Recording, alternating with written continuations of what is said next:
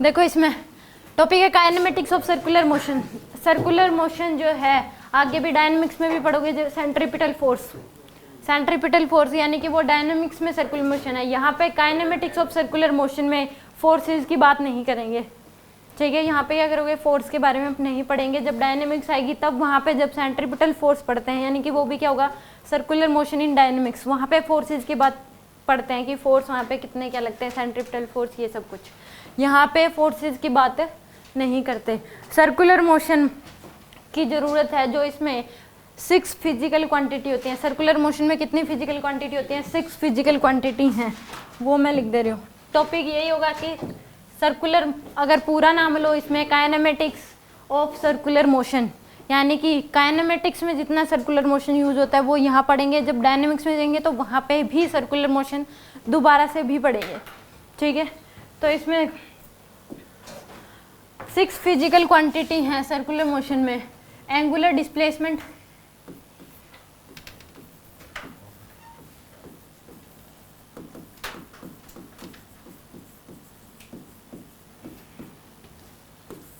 Angular velocity,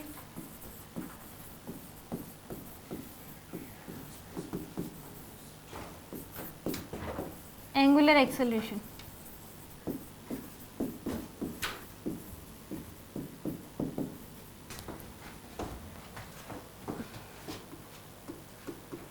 tangential displacement,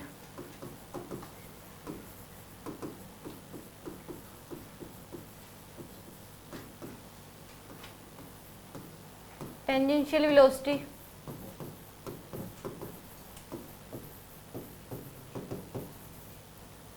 और 6 है tangential acceleration.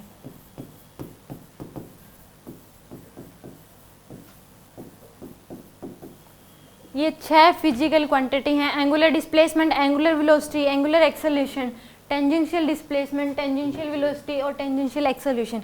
ये 6 की 6 फिजिकल क्वांटिटी पहली बार आई है सर्कुलर मोशन में। आगे भी जब आएंगी, यानी कि सर्कुलर मोशन की अगर बात करते हैं तो आगे भी इनके बारे में, angular velocity, angular displacement, angular acceleration, ये जब रोटेशन पढ़ोगे तो वहाँ पे भी एंगुलर वर्ड लगता है, एंगुलर मोमेंटम हो गया। और जब 12th में भी आप पढ़ते हो कि जब इलेक्ट्रोमैग्नेटिज्म में अगर एक चार्ज पार्टिकल को मैग्नेटिक फील्ड के साथ 90 डिग्री एंगल के साथ उसको वेलोसिटी दे दी, तो उस केस में भी क्या बनता है, सर्कुलर पाथ बनता है वो। यानी कि वेलोसिटी और मैग्नेटिक फील्ड के बीच, अगर एक चार्ज पार्टिकल है, वेलोसिटी और मैग्नेटिक फील्ड के बीच एंगल अगर 90 डिग्री होगा तो उस केस में भी चार्ज पार्टिकल क्या होता है, सर्कुलर पाथ पे घूमता है। तो वहाँ पे भी एंगुलर वेलोसिटी, टाइम पीरियड, इन सब की बात की जाती है। सेम जब आप 12th में एटॉमिक स्ट्रक्चर पढ़ते हैं तो वहाँ पे भी जो चार्ज पार्टिकल है एटम में, वो क्या करता है, न्यूक्लियस में चारों तरफ सर्कुलर पाथ पे घूमता है। तो वहाँ पे भी एंगुलर डिस्प्लेसमेंट, एंगुलर वेलोसिटी, इन सब की बात होती है। वहाँ पे भी पाथ जो बनता है, क्या बनता है, सर्कुलर पाथ, यानी कि सर्कुलर मोशन का डिस्क्रिप्शन। सेम यहाँ पे angular displacement, angular velocity, angular acceleration, tangential displacement, tangential velocity और टेंजेंशियल एक्सेलरेशन, ये 6 की 6 फिजिकल क्वांटिटी है। इनके बारे में पढ़ेंगे कि ये होती क्या है, इनकी डायरेक्शन क्या होगी, किस तरीके से इसके क्वेश्चन आते हैं। एंगुलर डिस्प्लेसमेंट को थीटा से रिप्रेजेंट करते हैं, एंगुलर वेलोसिटी को ओमेगा से, और एंगुलर एक्सेलरेशन को अल्फा से। टेंजेंशियल डिस्प्लेसमेंट एस से, टेंजेंशियल वेलोसिटी वी और टेंजेंशियल एक्सेलरेशन ए। ठीक है, इन 6 की 6 फिजिकल क्वांटिटी के बारे में पढ़ेंगे, इनके डायरेक्शंस, इनके क्वेश्चंस कैसे आते हैं और ये होती क्या है। ठीक है, अब देखो इसमें, यानी कि इसके सिंबल अगर मैं थीटा लिखूं तो आपको पता होना चाहिए कि थीटा क्या है, एंगुलर डिस्प्लेसमेंट। ओमेगा अगर मैं बोलूँ तो एंगुलर वेलोसिटी, और एंगुलर एक्सेलरेशन अगर हो तो अल्फा। और अगर वी एस बोला तो tangential displacement, tangential velocity V, tangential acceleration A. इन 6 की 6 बारे में पढ़ेंगे, इनमें आपस में क्या रिलेशन है ये पढ़ेंगे। यानी कि कोई भी पार्टिकल अगर सर्कुलर पाथ पे घूम रहा है, यानी कि सर्कुलर मोशन की बात आ रही है, तो ये सब आप पूछ सकते हो कि उस केस में इन सब में इनकी वैल्यू क्या होगी और ये होती क्या है। ठीक है, तो ये आगे बार बार कई बार ये आएगा ही आएगा। सर्कुलर मोशन में सर्कुलर पाथ बन रहा है, यानी कि सर्कुलर मोशन में घूम रही है, सर्कुलर मोशन में घूम रही है। 1-2 एग्जाम्पल मैंने आपको दिए भी अभी। तो इसमें देखो, मान लो कि आपको क्या दे दिया कि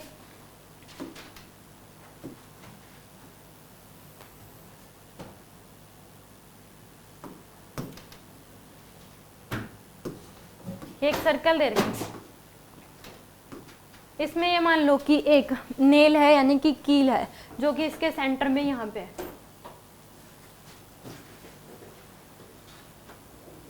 ठीक है। और इसको खोलने के लिए आप कोई भी, मान लो ये खुल नहीं रही तो उसके खोलने के लिए आप किसका यूज कर रहे हो, उससे भी नहीं खुल रही, काटनी नहीं है, खोलनी है, खोलना है ये, हाँ तो निकालनी है, काटनी नहीं है ना, उससे भी नहीं खुल रही। एक नट है, ये मान लो नेल है, तब यानी कि इसका यूज करोगे। एक चाबी आती है स्पेशल, यानी कि या फिर पाइप रेंच का, इस तरीके की चाबी आती है एक,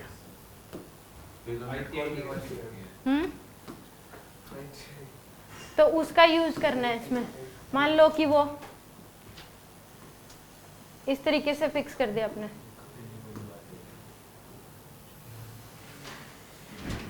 और यहाँ पे है, यहाँ से आपने इसको घुमाना स्टार्ट किया है, यानी कि कई बार खोलते हो आप घुमा घुमा के, यानी कि सर्कुलर पाथ बनता है उसमें। तो इसमें एक चाबी है, एक नट है, और जिसके एक चाबी का यूज करके या फिर पाइप रेंच जो बोलते हैं उसका यूज करके इसको खोलना है। तो उस केस में पहले ये यहाँ से आपने शुरुआत की है और इसको घुमा के आप यहाँ तक ले आए,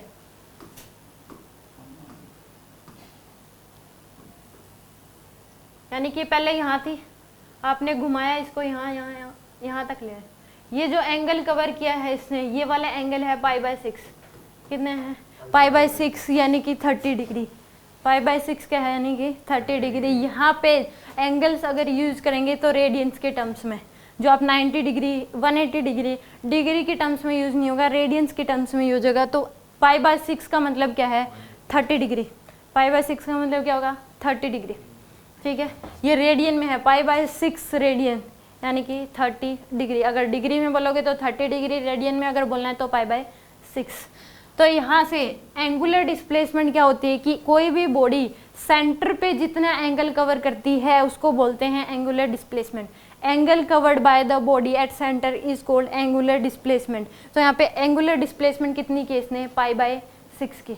अगर ये यहाँ से यहाँ तक आ जाती तो एंगुलर डिस्प्लेसमेंट कितनी हो जाती π/2, हाफ कवर कर लेती। अगर 90 डिग्री क्या बोलोगे π/2, तो एंगुलर डिस्प्लेसमेंट क्या होती π/2। ये यहाँ से यहाँ तक आ जाती तो पाई, 180 को क्या बोलोगे पाई।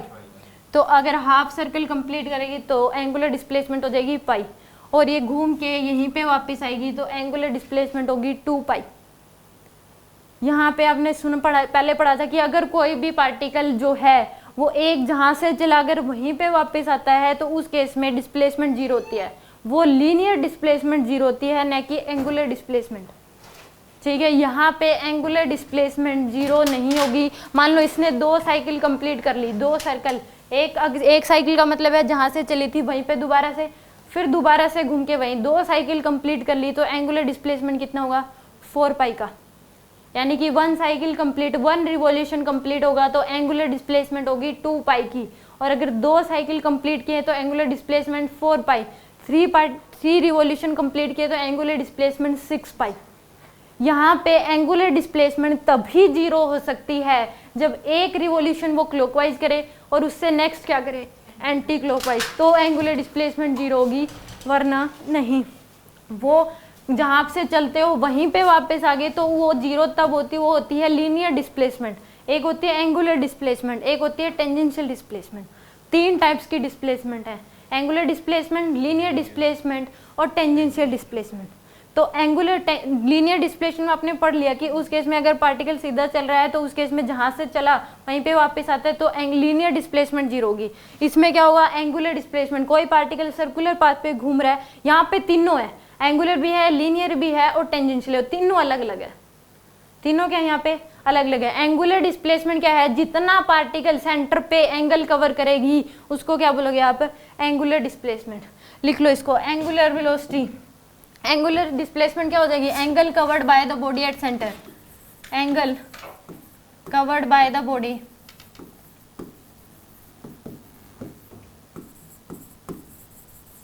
एट सेंटर, सेंटर पे जितना वो एंगल कवर करेगी उसको बोलते हैं एंगुलर डिस्प्लेसमेंट, ठीक है। एंगुलर डिस्प्लेसमेंट की क्या होगा कि सेंटर पे जितना एंगल वो कवर करेगी उसको बोलते हैं angular displacement.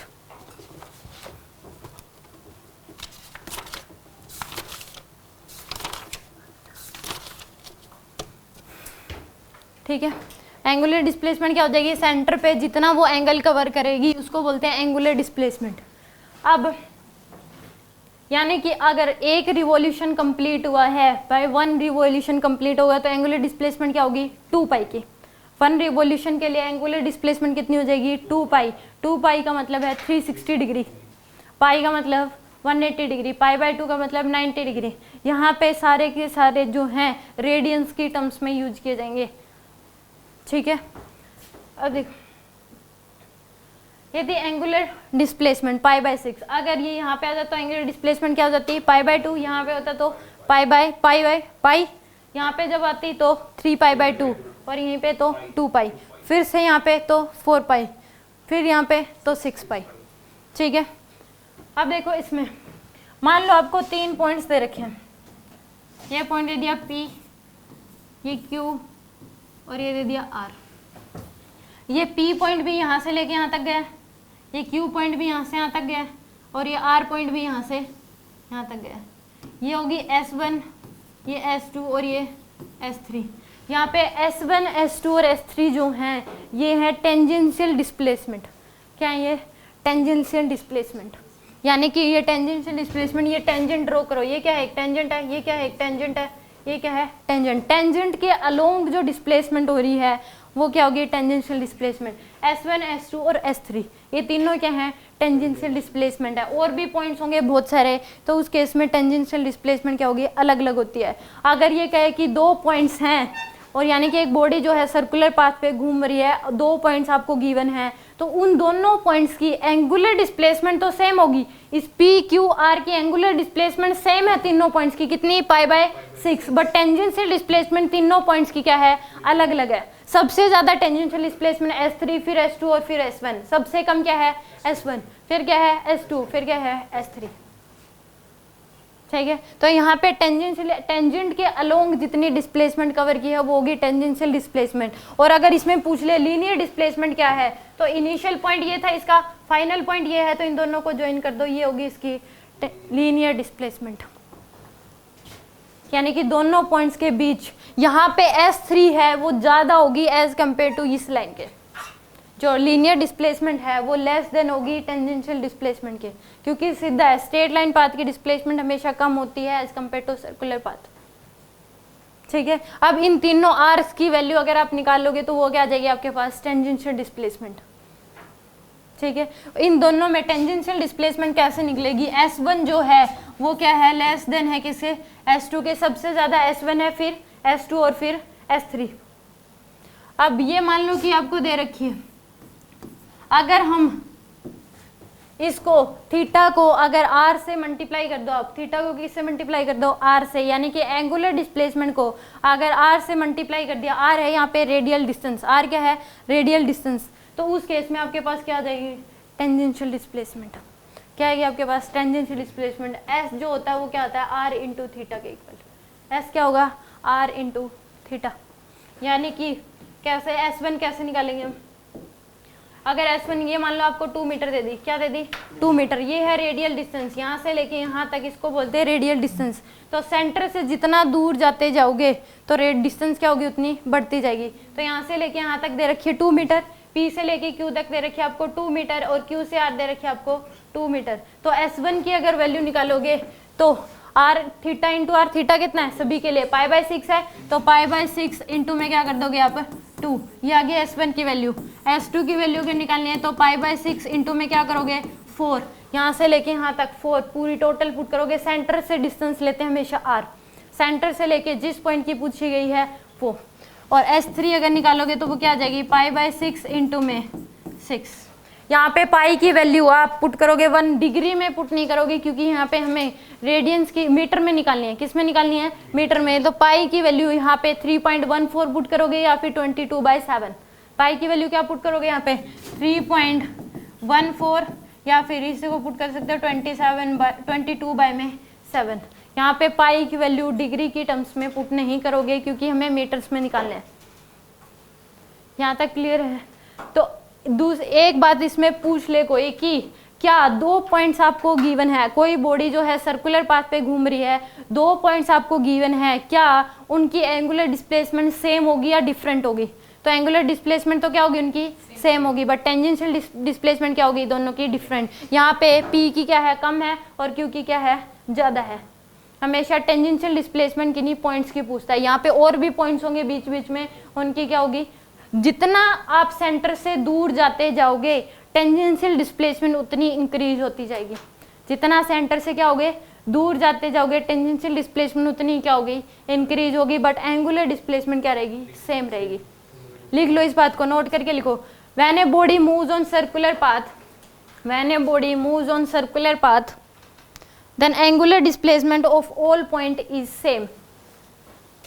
When a body moves on a circular path then angular displacement of all points same.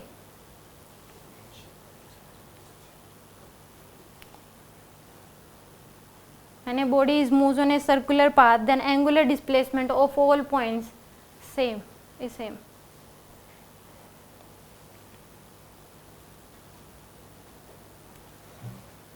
ठीक है, दूसरी नोट करके बात लिखो। In a circular motion 2 points of a, in a circular motion 2 point of a body may have, in a circular motion 2 points of a body may have same angular displacement but different tangential displacement. In circular motion a body have 2 points have same angular displacement but different tangential displacement.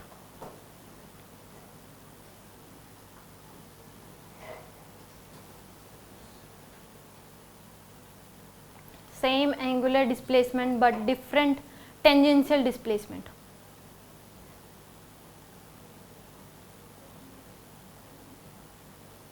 ठीक है, अब मान लो कि मैं अपना हाथ घुमा रही, तो मेरे हाथ के हर एक पॉइंट की टेंजेंशियल डिस्प्लेसमेंट पहले यहाँ था, घुमा के मैं मान लो ऐसे घुमा रही हूँ, यहाँ था तो यहाँ से यहाँ लगी, तो इसके हर एक पॉइंट्स की जो एंगुलर डिस्प्लेसमेंट है वो क्या है सेम है, बट हर एक पॉइंट्स की टेंजेंशियल डिस्प्लेसमेंट क्या है अलग है। बेस की देखोगी अलग होगी, नी की देखोगी अलग होगी, यहाँ के देखोगी तो अलग होगी। हर एक पॉइंट्स की टेंजेंशियल डिस्प्लेसमेंट क्या होगी अलग अलग होगी, बट एंगुलर डिस्प्लेसमेंट क्या होगी सेम होगी। यहाँ तक समझ आ गया? दोनों में डिफरेंस, यानी कि रिलेशन आपको पता लग गया कि एंगुलर डिस्प्लेसमेंट और टेंजेंशियल डिस्प्लेसमेंट में क्या रिलेशन है। अगर एंगुलर डिस्प्लेसमेंट को रेडियल डिस्टेंस से मल्टीप्लाई कर दोगे तो क्या आ जाएगी आपके पास टेंजेंशियल डिस्प्लेसमेंट। रेडियल डिस्टेंस क्या है सेंटर से, और जिस पॉइंट की आपसे टेंजेंशियल डिस्प्लेसमेंट पूछी गई उनके बीच का गैप होगा, जैसे कि इसमें दे रखा। ये क्या है 2 मीटर, क्या है यहाँ पे रेडियल डिस्टेंस है, ये भी क्या है रेडियल डिस्टेंस, ये भी रेडियल डिस्टेंस है। तो इसमें अगर P की आपको S1 निकालनी है, S1 ये वाली वैल्यू निकालनी है, तो क्या कर दोगे रेडियल एंगुलर डिस्प्लेसमेंट है π/6, और यहाँ से लेके सेंटर से लेके P पॉइंट तक R की वैल्यू क्या है 2। इसमें अगर S2 निकालना है तो थीटा की वैल्यू क्या है π/6, B पॉइंट्स के लिए एंगुलर डिस्प्लेसमेंट क्या होगी सेम होगी, तो आ जाएगी π/6 इंटू में सेंटर से लेके Q पॉइंट तक की जो R है वो कितना है 4। अगर S3 निकालना है तो एंगुलर डिस्प्लेसमेंट सेम रहेगी π/6, और यहाँ से लेके यहाँ तक की जो रेडियल डिस्टेंस R की वैल्यू क्या पुट करोगे 6। तो जितना सेंटर से दूर जाते जाओगे आप टेंजेंशियल डिस्प्लेसमेंट क्या होगी इंक्रीज होगी। When we go away from center of a circular path then tangential displacement increases. यहाँ तक कुछ पूछ रहे हैं? श्योर? अब नेक्स्ट फिजिकल क्वांटिटी है एंगुलर वेलोसिटी। एंगुलर वेलोसिटी होती है rate of change of angular displacement is called angular velocity. Rate of change of angular displacement with respect to time is called angular velocity. यानी कि मान लो कि ये body है, ये इस केस में 1 सेकंड में ये एंगल कवर करती है कितना, एंगुलर डिस्प्लेसमेंट कवर करती है π/2 का, फिर अगली 1 सेकंड में π/2, फिर अगली 1 सेकंड में π/2 और अगली 1 सेकंड में π/2। यानी कि एक रिवॉल्यूशन कंप्लीट करने में 4 सेकंड लगा रही है। एक रिवॉल्यूशन कंप्लीट करने में कितना टाइम लगा रही है 4 सेकंड, और हर सेकंड में जो एंगुलर डिस्प्लेसमेंट हो रही है वो कितनी है π/2। अगली 1 सेकंड में π/2, अगली 1 सेकंड में π/2, अगली 1 सेकंड में π/2। तो यहाँ पे एंगुलर वेलोसिटी क्या हो जाएगी π/2 रेडियन पर सेकंड। ये कह दिया कि यूनिफॉर्म तरीके से हर सेकंड में 1 सेकंड में यहाँ से शुरुआत की तो अगले 1 सेकंड में यहाँ तक फिर अगली 1 सेकंड में यहाँ तक, फिर अगली 1 सेकंड में ऐसे और फिर ऐसे। तो यानी कि पर सेकंड कितनी एंगुलर डिस्प्लेसमेंट हो रही है, π/2 की, फिर अगली 1 सेकंड में π/2, फिर अगली 1 सेकंड में π/2 और अगली 1 सेकंड में π/2। तो एंगुलर वेलोसिटी क्या आ जाएगी, π/2 रेडियन पर सेकंड। ये बोल दिया कि 1 सेकंड में 2π का कर रही है, अगली 1 सेकंड में 2π, फिर अगली 1 सेकंड में 2π, अगली 1 सेकंड में 2π, यानी कि पहले 1 सेकंड में 2π, फिर अगली 1 सेकंड के लिए एंगुलर डिस्प्लेसमेंट क्या हो जाएगी 4π, अगली 1 सेकंड के लिए क्या हो जाएगी 6π, अगली 1 सेकंड के लिए 8π। तो एंगुलर वेलोसिटी क्या हो जाएगी यहाँ पे 2π। डिफरेंस क्या हो रहा है, क्योंकि पहली 1 सेकंड में 2π की है, अगली 1 सेकंड में 2π की, टोटल कितनी होगी उसकी 4π। तो रेट ऑफ चेंज यानी कि पर सेकंड में चेंज कितना आ रहा है 2π का, तो एंगुलर वेलोसिटी क्या हो जाएगी यहाँ पे 2π। ठीक है, तो यहाँ पे एंगुलर वेलोसिटी क्या होती है कि पर सेकंड वो जितनी डिस्प्लेसमेंट कवर करती है उसको बोलते हैं एंगुलर वेलोसिटी। ठीक है, तो यहाँ पे लिख लो rate of change of angular displacement with respect to time, rate of change of angular displacement, ये लिख सकते हो rate of change of angular displacement, यानी कि इसका क्या आ जाएगा rate of change of angular displacement.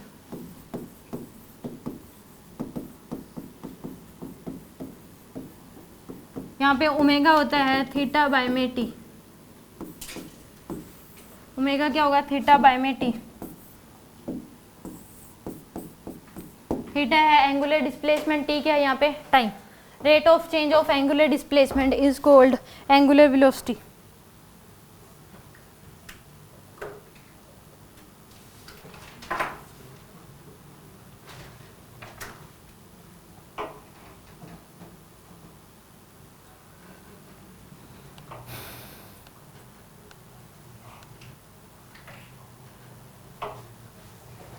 ठीक है, rate of change of angular displacement क्या हुआ है इज कॉल्ड एंगुलर वेलोसिटी, या फिर ये बोल सकते हो एंगुलर डिस्प्लेसमेंट पर सेकंड। एंगुलर डिस्प्लेसमेंट पर सेकंड, जितना पर सेकंड में एंगुलर डिस्प्लेसमेंट करेगी उसको क्या बोलोगे आप एंगुलर वेलोसिटी।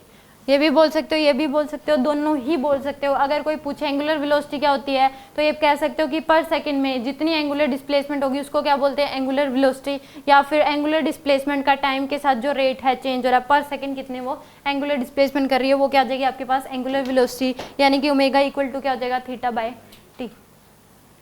ठीक है, मान लो इसमें ये दे दिया कि टाइम दे रखा है 12 सेकेंड, यानी कि 3 रिवोल्यूशन कंप्लीट कर रही है कितने टाइम में 12 सेकेंड में, तो एंगुलर वेलोसिटी क्या होगी, बातें नहीं। टाइम कितना दे रखा आपको 12 सेकेंड, टाइम कितना दे रखा आपको 12 सेकेंड, कितने रिवोल्यूशन कंप्लीट हो रहे हैं 3 रिवोल्यूशन, एंगुलर वेलोसिटी क्या होगी, टाइम है 12 सेकेंड और 3 रिवोल्यूशन कंप्लीट हो रहे हैं, तो उस केस में एंगुलर वेलोसिटी क्या होगी ये बताना है।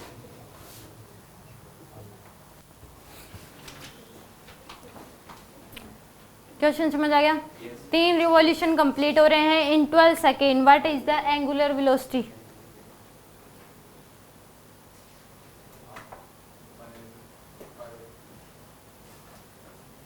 यानी कि 3 रिवॉल्यूशन कंप्लीट हो रहे हैं तो एक रिवॉल्यूशन में 2π, फिर 4π और 6π, तो यानी कि एंगुलर डिस्प्लेसमेंट कितनी होगी 6π, तो यानी कि थीटा की वैल्यू क्या आ जाएगी 6π डिवाइड बाय में टाइम की वैल्यू क्या दे रखी है आपको 12, तो कितनी आ जाएगी π/2 रेडियन पर सेकेंड, यूनिट होती है इसकी रेडियन पर सेकेंड। एंगुलर डिस्प्लेसमेंट की यूनिट होती है रेडियन, एंगुलर डिस्प्लेसमेंट की यूनिट क्या होती है रेडियन, एंगुलर वेलोसिटी की यूनिट क्या होगी रेडियन पर सेकेंड। तो यानी कि अगर आपको एंगुलर डिस्प्लेसमेंट दे दे और टाइम दे दे, एंगुलर वेलोसिटी पूछे तो वहां से निकाल सकते हो एंगुलर वेलोसिटी होती है एंगुलर डिस्प्लेसमेंट बाय टाइम। यहाँ तक समझ आएगा।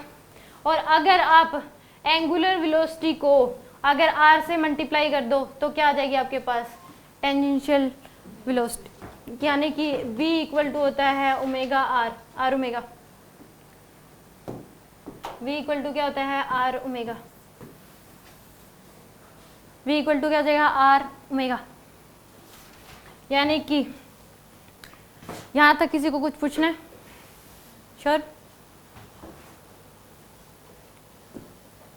आप देखो इसमें ये पॉइंट है,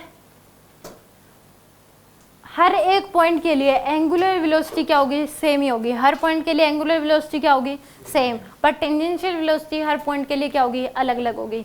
यहाँ पे इसके लिए टेंजेंशियल वेलोसिटी v1, इसके लिए हो जाएगी v2 और इसके लिए क्या होगी v3। यहाँ पे v1 ज़्यादा होगी या v2 या फिर v3?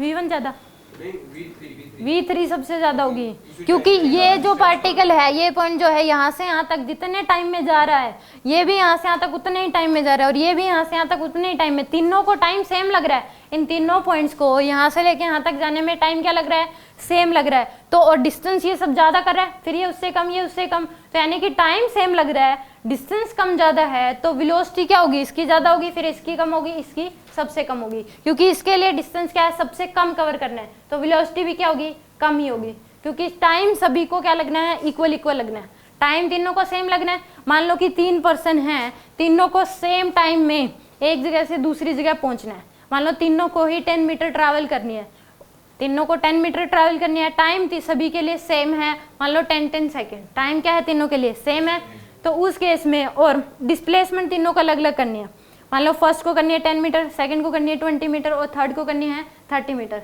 तीनों को डिस्प्लेसमेंट क्या करनी है, अलग अलग कवर करनी है, टाइम सबके लिए सेम है 10 सेकंड 10 सेकंड 10 सेकंड, तो वेलोसिटी सबसे ज़्यादा किसकी होगी, 30 वाले की, क्योंकि उसको भी तो 30 मीटर 10 सेकंड में कवर करनी है और 20 मीटर वाले को भी 10 सेकंड, और तीनों को सेम ही टाइम पे पहुंच रहे हैं, यानी कि तीनों क्या कर रहे हैं, सेम टाइम पे, सेम उनका स्टार्टिंग पॉइंट भी सेम है और एंड पॉइंट भी क्या है उनका सेम है, डिस्टेंस सबकी क्या है, अलग अलग है, तो टाइम क्या लगेगा सबको, सॉरी टाइम सेम लगेगा, वेलोसिटी क्या होगी सबकी अलग अलग होगी। तो जब ये यहाँ से यहाँ तक पहुंच रहा है, ये पॉइंट यहाँ से यहाँ तक और ये पॉइंट यहाँ से यहाँ तक, तो तीनों का टाइम सेम है, तो वेलोसिटी क्या होगी इनकी अलग अलग होगी, इसकी सबसे कम, फिर इसकी ज़्यादा, फिर इसकी सबसे ज़्यादा, तो v3 क्या होगी यहाँ पे सबसे ज़्यादा, फिर v2, फिर v1। जितना सेंटर से दूर हो गए टेंजेंशियल वेलोसिटी उतनी ही ज़्यादा होगी, और जितना सेंटर से दूर हो गए टेंजेंशियल डिस्प्लेसमेंट भी उतनी ज़्यादा होगी। दोनों में क्या होगी, जितना सेंटर से आप दूर जाते जाओगे टेंजेंशियल वेलोसिटी भी उतनी ज़्यादा होगी और टेंजेंशियल डिस्प्लेसमेंट भी उतनी ही ज़्यादा होगी। ठीक है, तो यहाँ पे v1 क्या होगा सबसे कम, फिर v2 और फिर v3। तो v1 की अगर मान लो इसकी जो एंगुलर डिस्प्लेसमेंट, एंगुलर वेलोसिटी दे दी आपको 2 रेडियन पर सेकेंड, एंगुलर वेलोसिटी क्या दे दी 2 रेडियन पर सेकेंड, क्योंकि तीनों पॉइंट्स के लिए एंगुलर डिस्प्लेसमेंट क्या होगी सेम ही होगी, और वो कितनी है दे रखी है आपको 2 रेडियन पर सेकेंड, गिवन है आपको ये। तो हर एक की v1 v2 v3 निकाल लेंगे, v1 क्या आ जाएगी यहाँ पे 2 इंटू में ओमेगा इंटू आर करते हैं, तो 2 इंटू में 2 कितनी आ जाएगी 4 मीटर पर सेकेंड, और v2 की वैल्यू क्या आ जाएगी आपके पास 2 इंटू में 4 8 मीटर पर सेकेंड, और v3 कितनी आएगी 2 इंटू में 6 यानी कि 12 मीटर पर सेकेंड। तो सबसे ज़्यादा क्या आएगी v3, फिर v2 और फिर v1, सबसे कम v1, फिर v2 और फिर सबसे ज़्यादा है v3। तो यहाँ पे सेंटर से जितना दूर जाते जाओगे टेंजेंशियल वेलोसिटी भी क्या होगी उतनी ज़्यादा होगी, और एंगुलर टेंजेंशियल डिस्प्लेसमेंट भी उतनी ज़्यादा होगी। तो यहाँ पे जो 2 कराए, यहाँ v1 अगर निकालना है तो 2 इंटू में क्या कर दोगे 2, v2 अगर निकालना है तो 2 इंटू क्या करोगे 4, और v3 अगर निकालना है तो 2 इंटू क्या करोगे 6। तो v1 v2 और v3, अगर कोई बॉडी सर्कुलर पाथ पे घूम रही है तो उनके किन्हीं भी 2 पॉइंट या 3 पॉइंट, जितने भी पॉइंट आपको गिवन हैं सभी पॉइंट्स की एंगुलर वेलोसिटी सेम होगी, बट उनकी टेंजेंशियल वेलोसिटी क्या होगी सबकी अलग अलग होगी। टेंजेंशियल वेलोसिटी क्या होगी इनकी p, q और r, इन तीनों पॉइंट की एंगुलर वेलोसिटी सेम है 2 रेडियन पर सेकेंड, बट इनकी टेंजेंशियल वेलोसिटी क्या है सबकी अलग अलग है, v1 v2 v3 तीनों की क्या होगी वो अलग अलग होगी। लिख लो इस बात को भी नोट करके। In circular motion, 2 points of a body in circular motion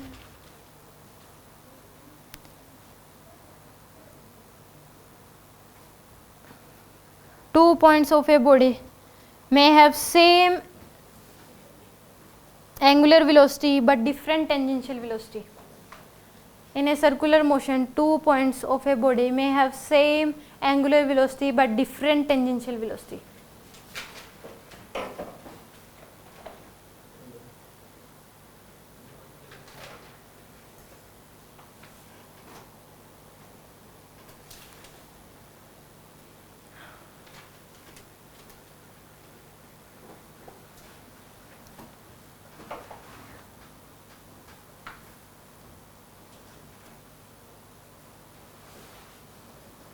यहाँ तक समझ आया?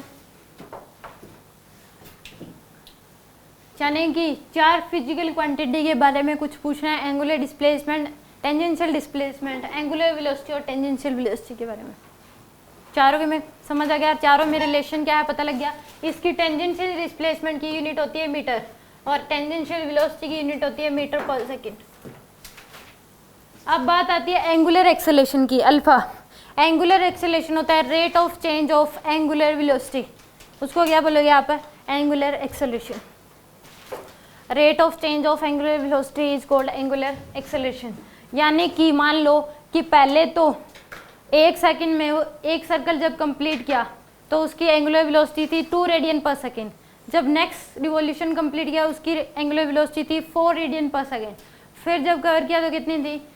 6 रेडियन पर सेकेंड। तो यानी कि रेट ऑफ चेंज क्या रहा है पर सेकेंड में? 2 का। तो एंगुलर वेलोसिटी भी क्या होगी यहाँ पे? एंगुलर एक्सेलेरेशन क्या हो जाएगा? 2 रेडियन पर सेकेंड। अगर मान लो कि पहला रिवॉल्यूशन कंप्लीट किया तो एंगुलर वेलोसिटी थी 2 रेडियन पर सेकेंड। नेक्स्ट रिवॉल्यूशन में एंगुलर वेलोसिटी बढ़ के कितनी होगी? 4 रेडियन पर सेकेंड। जब अगला पाथ कवर किया तो एंगुलर वेलोसिटी बढ़ के होगी 6 रेडियन पर सेकेंड। तो एंगुलर एक्सेलेरेशन क्या होगा? पर सेकेंड कितना चेंज आ रहा है? 2 का। तो यहाँ पे एंगुलर एक्सेलेरेशन क्या आ जाएगी? 2 रेडियन पर सेकेंड। कितनी होगी? 2 रेडियन पर सेकेंड। यूनिट होती है इसकी रेडियन पर सेकेंड। यानी कि एंगुलर एक्सेलेरेशन होता है rate of change of angular velocity, rate of change of angular velocity is called angular acceleration. यानी कि अल्फा इक्वल टू होता है omega final minus omega initial divide by में टी, यानी कि डेल्टा ओमेगा बाय टी क्या हो जाएगी? Rate of change of angular velocity with respect to time is called angular acceleration. यानी कि फाइनल एंगुलर और इन final minus initial angular velocity divide by में क्या कर दोगे? टाइम। तो क्या आएगी आपके पास? Angular acceleration. और एंगुलर एक्सेलेरेशन को अगर आप r से मल्टीप्लाई कर दोगे रेडियल डिस्टेंस से तो क्या आ जाएगी? Tangential acceleration. तो यहाँ पे a इक्वल टू क्या होगा? r alpha. a equal to क्या हो जाएगी? r alpha. a equal to क्या होगा? r alpha.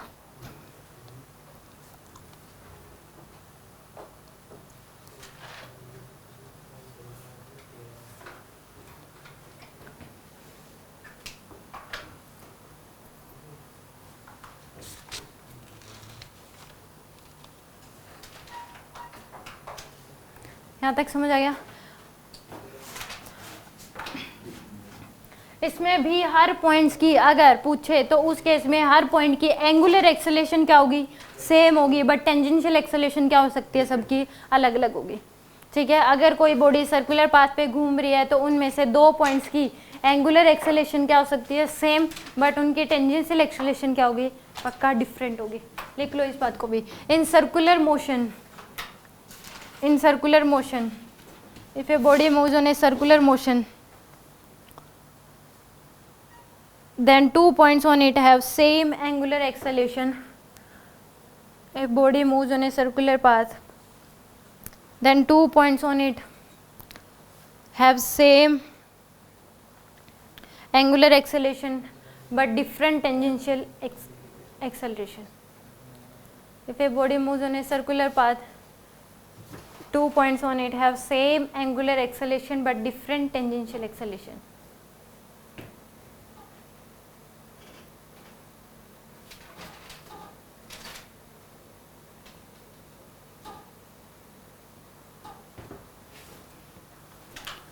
यहाँ तक समझ आ गया? इन सभी में रिलेशन, यानी कि इसके ऊपर 6 फिजिकल क्वांटिटी हैं और उनमें आपस में रिलेशन क्या है वो लिख रखा है। एंगुलर डिस्प्लेसमेंट क्या होती है कि कोई बॉडी अगर सर्कुलर पाथ पे घूम रही है तो एंगल सेंटर पे जितना एंगल कवर करती है उसको क्या बोलेंगे? Angular displacement. और अगर एंगुलर डिस्प्लेसमेंट को रेडियल डिस्टेंस से मल्टीप्लाई कर दोगे तो क्या आ जाएगी? Tangential displacement. दोनों अलग अलग हैं, टेंजेंशियल डिस्प्लेसमेंट अलग है, एंगुलर डिस्प्लेसमेंट अलग है और लीनियर डिस्प्लेसमेंट अलग है। तीनों के हैं अलग है। 3 टाइप्स ऑफ डिस्प्लेसमेंट होती हैं, तीनों में डिफरेंस है। जो मैंने आपको बताया कि तीनों में क्या है? अलग अलग है। यहाँ पे जो एंगल कवर किया सेंटर पे वो क्या है? Angular displacement. जो टेंजेंट के अलोंग डिस्प्लेसमेंट हुई है that is a tangential displacement. और दोनों पॉइंट्स को ज्वाइन कर दो, ये लीनियर लाइन, ये क्या हो जाएगी? इसकी लीनियर डिस्प्लेसमेंट। ठीक है।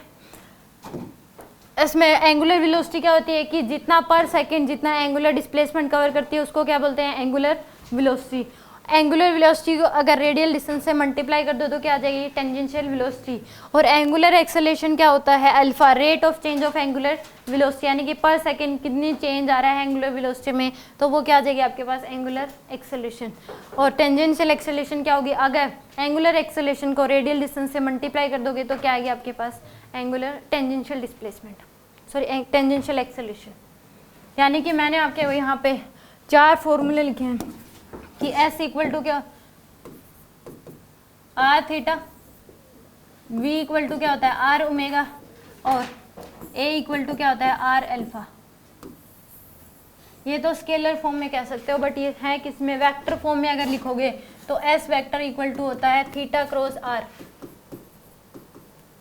V वेक्टर वेलोसिटी वेक्टर होता है ओमेगा क्रॉस आर, और A वेक्टर इक्वल टू होता है अल्फा क्रॉस आर। ये है वेक्टर फॉर्म में, इसके ऊपर क्वेश्चन आता है। यानी कि क्रॉस प्रोडक्ट अगर करोगे एंगुलर डिस्प्लेसमेंट और रेडियल डिस्टेंस का तो आपको मिलेगा टेंजेंशियल डिस्प्लेसमेंट। अगर आप क्रॉस प्रोडक्ट करोगे एंगुलर वेलोसिटी और रेडियल डिस्टेंस का तो क्या मिलेगी, टेंजेंशियल वेलोसिटी। अगर आप क्रॉस प्रोडक्ट करोगे किसका, एंगुलर एक्सेलरेशन और रेडियल डिस्टेंस का तो क्या मिलेगी, एंगुलर एक्सेलरेशन। ये सीखेंगे कि ये सही कैसे हैं और क्या कह रहे हो, हाँ टेंजेंशियल एक्सेलरेशन, सॉरी।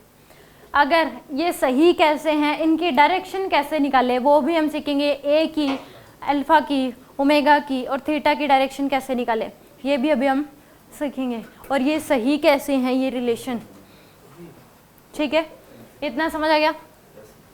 ये स्केलर फॉर्म में है, ये क्या होगी, वेक्टर फॉर्म में। वेक्टर फॉर्म में क्रॉस प्रोडक्ट करना पड़ता है, ये जरूर ध्यान रखना है थीटा क्रॉस आर है या फिर आर क्रॉस थीटा है। आगे भी जब टॉर्क भी आता है वो क्या होता है, आर क्रॉस एफ, और एक आता है एंगुलर मोमेंटम वो होता है आर क्रॉस पी। तो उनमें भी ये जरूर ध्यान रखना है, इसमें ये बहुत ज़रूरी है कि थीटा क्रॉस आर है या फिर ओमेगा क्रॉस आर है या फिर अल्फा क्रॉस आर है। अगर आपने आर क्रॉस अल्फा कर दिया तो आपका आंसर गलत आएगा 101%, ठीक है। तो ये जरूरी कि थीटा क्रॉस आर या फिर आर क्रॉस थीटा। जैसे टॉर्क भी आगे टॉर्क आएगा, एंगुलर मोमेंटम आएगा, तो उसमें भी ध्यान रखना पड़ता है कि आर टॉर्क होता है आर क्रॉस एफ और एंगुलर मोमेंटम होता है आर क्रॉस पी। तो सेम यहाँ पे भी किसका क्रॉस प्रोडक्ट कर रहे हैं, पहले कौन सा है और बाद में कौन सा है, क्योंकि अगर आगे पीछे कर दिया तो डायरेक्शन क्या आएगी, अलग आएगी। फिर यहाँ तक समझ आ गया, श्योर। अब देखो इनकी direction of omega theta and alpha,